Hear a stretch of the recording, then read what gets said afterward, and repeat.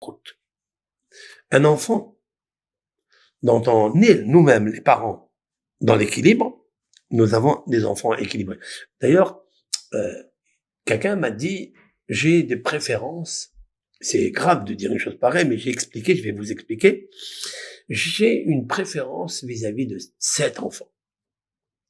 Je lui ai tout de suite arrêté, je lui ai dit, il n'y a pas de préférence entre les enfants. Et surtout, il ne faut pas faire de différence entre les enfants. Nous avons vu comment notre patriarche Yaakov a fait une différence entre les enfants. Alain lui a donné une tunique et les autres, il les a pas gâtés comme ça, malgré qu'ils étaient les premiers, c'était ses propres enfants. Et pourquoi? Et ça a coûté 22 ans de séparation de Yosef, avec toute la galoute, tout l'exil, toutes les disputes qu'il y avait entre eux. Donc ça, je dis, il faut pas aller chaner Adam ben Abanim. Voilà les termes de nos sages dans le traité Psahim. Un homme, il doit pas faire des changements entre les enfants. C'est pour ça qu'il y a des couples qui habillent leurs enfants la même chose. Toujours la même kippa, le même costume. Si vous éduquez ça, vous arrivez, parce que c'est pas évident. C'est que vous êtes vraiment équilibré. Si des enfants, ils vous écoutent dans ce domaine, de mettre le même vêtement, la même kippa, le même tzitzit, tous pareil, alors qu'il y a des petits, des grands, c'est que vous êtes vraiment des personnes très équilibrées. Je parle spirituellement, quoi. C'est que vous avez réussi, alors qu'un enfant n'aime pas ça du tout. Vous voyez? C'est ça, c'est magnifique. Et donc, il y a un code. Il a jeté son pain spirituel, matériel, pour gâter son fils. Pourquoi il a fait une différence comme ça? Parce qu'il a vu l'équilibre. Il y a des parents qui aiment, c'est pas qu'ils aiment par rapport à la différence. Non, parce que ils sont satisfaits de retrouver chez l'enfant ce qu'ils sont. Alors des fois, ils sont pas satisfaits parce qu'ils trouvent chez l'enfant les mêmes carences, les mêmes défauts, le même mauvais caractère. Et ça, dans la généralité, on n'aime pas cet enfant.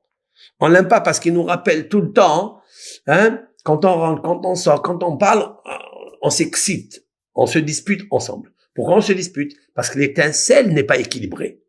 T'as donné une semence déséquilibrée à ton fils. C'est pour ça que tu te vois dans le miroir. Des fois, l'enfant est un miroir de la mère, si c'est une fille ou c'est un garçon, peu importe, hein, de la maman. Et elle est là, acharnée, à le surveiller. Est-ce que t'as fait la chambre? T'as pas fait la chambre? Parce que elle, quand elle était petite, elle n'a jamais fait la chambre. Elle a toujours été, elle allait en classe, elle allait à l'école, ou elle allait se promener, ou elle allait s'amuser, et elle laissait toujours la chambre pour que madame maman, elle fasse la chambre. Et donc, la maman avec le fils, ou elle avec la fille, sont toujours en train de se frictionner, en train de se disputer, quoi. Et ça, c'est d'où ça vient? Parce qu'en fait, on a le même caractère. En fait, en d'autres mots, on a le même déséquilibre qui n'a pas été réparé. C'est la raison pour laquelle il faut jamais dire t'as fait ta chambre. Est-ce que t'as ramassé ça? T'as pas mis les chaussures là? T'as pas mis ça, c'est pas bon du tout. Du tout. C'est pas comme ça. Il faut dire alors, est-ce que tu as bien dormi? Est-ce que t'as fait un bon sommeil? T'as fait des bons rêves? Et voilà, je te vois fatigué. Tiens, ce citron prends cette infusion, tisane, clou de girofle avec gingembre. Tiens, mon fils, bois. Vas-y. C'est incroyable. On fait pas comme ça.